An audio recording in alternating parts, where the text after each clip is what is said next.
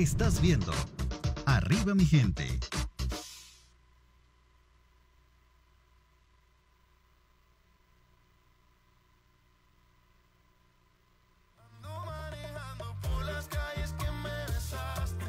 Muy bien, estamos de regreso con Arriba mi gente. Gracias por su sintonía. Estamos junto al Borre con nuestro invitado. Le mencionamos el tema al inicio del programa debido al caso que se presentó ya en nuestro país, el primer caso de una mujer de 28 años que ya presenta la enfermedad de la viruela del mono. Bienvenido, doctor Emilio Salazar, él es intensivista.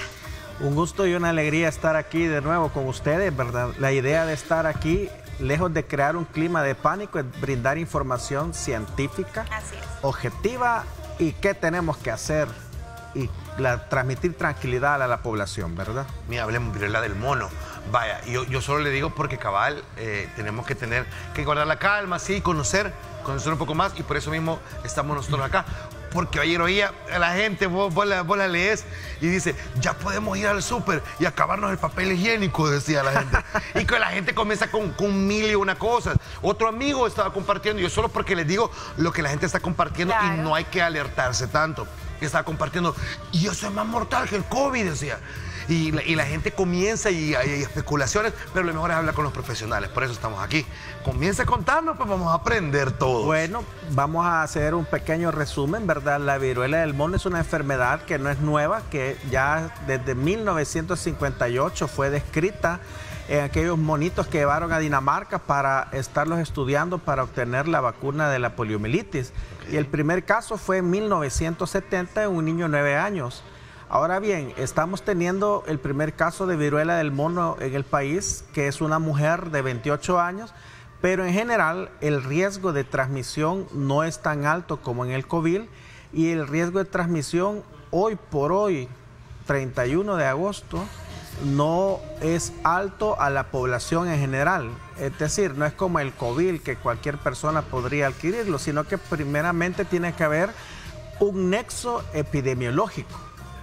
Es decir, tiene que haber un nexo que haya tenido contacto con una persona que venga del extranjero, por ejemplo, o que haya tenido contacto con un paciente que tenga lesiones de viruela del mono. Esta enfermedad, a diferencia del COVID, en el periodo de incubación, que puede ser hasta 2 semanas, el periodo de incubación es el periodo desde que yo tuve contacto con un paciente con viruela del mono hasta que yo presento el primer síntoma, que hay rangos variables, pero hablemos de 14 días en promedio. En todo este periodo el paciente no es transmisor de la enfermedad. No es un vector, no va a andarle pasando así a todo el mundo. A diferencia del COVID, que en todo el periodo de incubación, aunque no tuviera síntomas, él podía transmitirlo. Y bien, vamos al día 1 de la enfermedad. El paciente puede presentar fiebre, un dolor de cabeza intenso, pero que es más fuerte que el de la influenza o que el del COVID o que el del dengue, dolor osteomuscular, dolor de espalda. A este punto, en el día 1, esto puede ser dengue, puede ser Zika, puede ser chikungunya, COVID.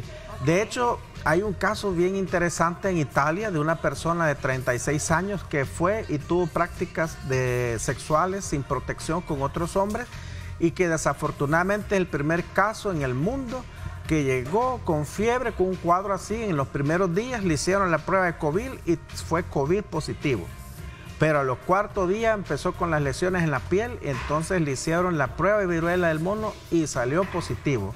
Y le hicieron la prueba de VIH y salió positiva a VIH. ¿Esta prueba cómo se hace, doctor? ¿En qué consiste la prueba de la viruela del mono? De la viruela del mono, porque ya lo mencionó, al primer día puede que no lo detectemos, 3, 4 días, entonces no sé, cualquiera podría decir, no sé si tengo, ya lo dijo usted, dengue, chikungunya. Los primeros 3 a 4 días va a ser un cuadro así como cualquier virosis, de fiebre, dolor de cabeza, dolor osteomuscular. Pero al 4º día aparecen las lesiones, que son como un rash, le llamamos, un rash o un exantema, que es básicamente el enrojecimiento.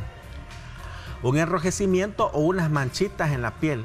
Pero estas manchitas van evolucionando y en los días se convierten en lo que le llamamos máculas o una ronchita. Como unos diviesos se hacen. O como unas espinillas se hacen. Porque son las imágenes como que he estado viendo, que la gente tiene así, que tiene como algo blanquito en medio. Después la roncha se hace como una vejiguita, como una vesícula, con un líquido claro. Y luego este líquido se vuelve pus, se vuelve blanco, eso le llamamos la pústula. Y la pústula se rompe en el centro, le llamamos umbilicación, y entonces libera el contenido y luego hace una costra. Entonces los signos, lo primer sospecha, bueno, usted tiene estos síntomas de fiebre y viene del exterior. O usted recuerda haber tenido un contacto estrecho con una paciente que tuviera estos síntomas. Ahora, estas lesiones dermatológicas se parecen a la varicela, se parecen al herpes zóster, que, bueno, en la USA le llaman la culebrilla, la famosa culebrilla, y a múltiples lesiones en la piel. Por eso es importante que no todas las ronchas que nos salgan va a ser viruela del mono, y no todo es viruela del mono, sino que tenemos que buscar que nuestro médico nos vea y haga el diagnóstico diferencial y ponernos en contacto con las autoridades para que nos hagan la prueba definitiva. La prueba definitiva es a través de un hisopado en las lesiones. Pone el hisopo, toma las secreciones de las lesiones, y este hisopado pues le hacen la prueba de PCR, de reacción en cadena polimerasa, para confirmar o descartar que se trate de esta enfermedad. ¿El resultado? Es decir, al no, porque creo que actualmente en el país lo están mandando al exterior a confirmar. Pero los médicos podemos sospecharlo por el cuadro clínico, porque presenta adenopatía y porque hoy por hoy tiene que haber un nexo epidemiológico. Mire, una pregunta, ¿cuándo ya es transmisible esta enfermedad y cómo es transmisible? Me pregunto, tocando uno, llevándose con las personas que estamos trabajando así de cerca, por la saliva. ¿Cómo es el vector de transmisión? Desde el primer día de los síntomas, que tiene fiebre, lo puede transmitir a través de sus secreciones respiratorias, de su saliva, pero la principal forma de transmisión es el contacto estrecho. Es decir, el contacto estrecho es cuando abrazamos, tomarle la mano, nos besamos, exacto, cuando nos damos la mano, y por eso se ha visto mucho en hombres, el 98% de los casos son en hombres, pero no es una enfermedad de transmisión sexual. Es decir, es una enfermedad que puede afectar a mujeres, como lo vemos aquí, que el primer caso es una mujer, puede afectar a niños, embarazadas, y puede afectar a todas las personas. Entonces, ¿cómo voy a hacer yo para no tener esta enfermedad? Bueno, primero, como sabemos que es del contacto estrecho, si usted conoce que su amigo, su persona cercana, tiene una lesión dermatológica, tiene fiebre, tiene una lesión dermatológica sugestiva de la viruela del mono, no tenga contacto estrecho, es decir, no abrazos, no besos, no de la mano. Y por supuesto, lavarnos las manos constantemente cuando nosotros sepamos que hay más casos en la comunidad. La transmisión de los fomites, si desafortunadamente usted tiene un pariente o está en su casa alguien con viruela del mono, cuando yo uso mi ropa y tengo las ronchas, ese líquido que está en las vesículas queda en la ropa. Y si yo lo pongo, por ejemplo, en la mesa, en el sofá o mi sábana, allí va el virus. Son vectores también esos. Se puede transmitir de esa manera. Doctor, bueno, ya lo mencionó usted, es una enfermedad que desde hace muchísimos años existe, pero ¿existe el riesgo de que se vuelva pandemia? O sea, se lo pregunto porque obviamente no solo por el miedo que a veces sí, y me incluyo, podemos llegar a sentir de la experiencia del COVID, que no teníamos nada de experiencia de cómo se podía tratar, de qué teníamos que hacer al momento de que todo el mundo resultó contagiado. Pero ¿esto se puede dejar de ser una enfermedad endémica?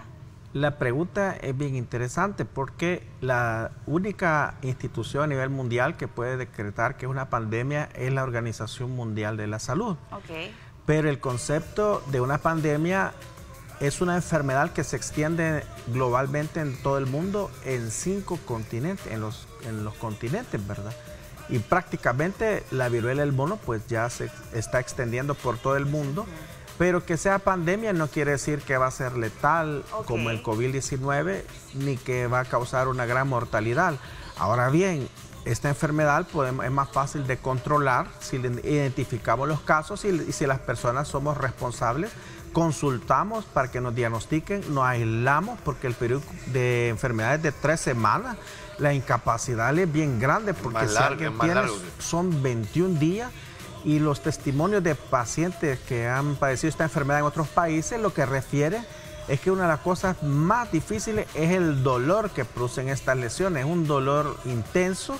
Y otra recomendación importante es que si tienen estas lesiones no se rasquen, no se lesionen más porque al romper las lesiones la piel se expone a que bacterias puedan sobreinfectar y entonces ahí es donde pueden venir las complicaciones. Y por supuesto los grupos de riesgo siempre son las personas inmunocomprometidas, pacientes con VIH sin tratamiento, pacientes que están en un tratamiento inmunosupresor, pacientes con diagnósticos de cáncer, etcétera, y los extremos de la vida. Entonces, es una enfermedad que podemos controlar, que podemos fácilmente controlar, por supuesto, como se transmite por la saliva, porque es muy importante la cantidad de virus que está en nuestra saliva, tenemos que usar nuestra mascarilla. Pero hay que tener un especial cuidado, porque usted puede usar su mascarilla y de repente usted va a una reunión, a un café, a un bar, y besa a otra persona, allí transmitió su enfermedad, ¿verdad? O usted adquirió la enfermedad de viruela del mono. O por ejemplo, usted tiene la viruela del mono, es una madre de familia y va a enfriarle la sopa a su niño y le sopla la cuchara, ahí usted transmitió la saliva, que es donde va el virus, pero la forma más frecuente que ahorita está reportada es el contacto estrecho. El contacto estrecho al abrazar, al besar, al tocar los pacientes que tengan estas lesiones en su cuerpo. Mire, me encantó, solo para recapitular un par de cositas que dijo al principio. Primero, no alarmarnos. Segundo, no todas las lesiones que ve en el cuerpo, ya que no vaya a pasar que usted vea a alguien que tal vez tiene, que hay gente que siempre ha tenido como algunas lesiones, no sé, de alergia o de que le pican los zancudos y le hace así. No todo es viruela del mono, o sea, no vaya a comenzar a alarmarnos y a satanizarnos. Eso sí, hay que tomar en cuenta bien todas las medidas que nos está dando el Ministerio de Salud. Me imagino que a partir de ayer el Ministerio de Salud ya está en una campaña y ya está educándonos más acerca de esto, y hay que ver qué es lo que están diciendo las autoridades, pues, porque de ahí es que tenemos que partir nosotros para estarnos cuidando y siempre mantener como la distancia con las personas, ¿ves? Y además también sigue el COVID-19, puede volver a dar, claro. O sea, y hay que seguirse cuidando, Doc.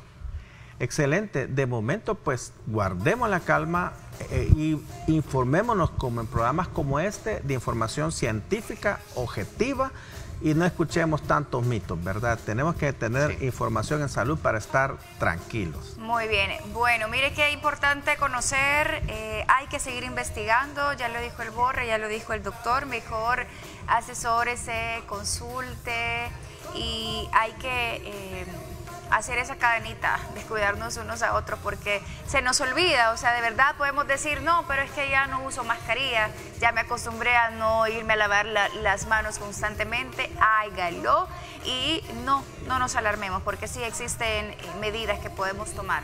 Ay, doctor, una consulta, yo había escuchado, no sé si esto es real, no existe una vacuna para la viruela del mono. ¿Cómo no? Sí existe. Es una diferencia importante con el COVID-19. Que la viruela del mono es una enfermedad antigua y ya existía la viruela humana, que fue erradicada en 1980. Está la vacuna de la viruela humana que protege un 80%. ¿Contra la viruela del mono? Contra la viruela del mono, y también desde hace años está ya lista la vacuna contra la viruela del mono y están ya normados qué personas son las que se deben de vacunar. Que hoy por hoy no va a ser una vacunación como COVID-19, porque no es que la viruela del mono nos puede alcanzar a todos, sino que hoy por hoy hay grupos de población y básicamente la CDC de Estados Unidos recomienda que se vacunen las personas que han tenido contacto cercano de los pacientes ya confirmados con viruela del mono. Es decir, no va a ser una vacuna extendida a toda la población, sino que un paciente tiene viruela del mono, entonces se vacunan las personas que han tenido contacto con esta persona. Perfecto. Como para cerrar la cadenita. Exacto. Muchísimas gracias. Doc, ¿a dónde lo podemos encontrar a usted para una consulta que quiera alguien? Bueno, cualquier información adicional, con el mayor de los gustos, en mis redes sociales como Dr. Emilio Salazar, en Facebook, Twitter, etcétera, y mi número 78480041. Si quiere más información, a la brevedad pues le vamos a responder. Gracias por su tiempo, doctor. Un gusto y feliz miércoles a todos. Gracias, Doc. Vamos a la pausa y ya venimos.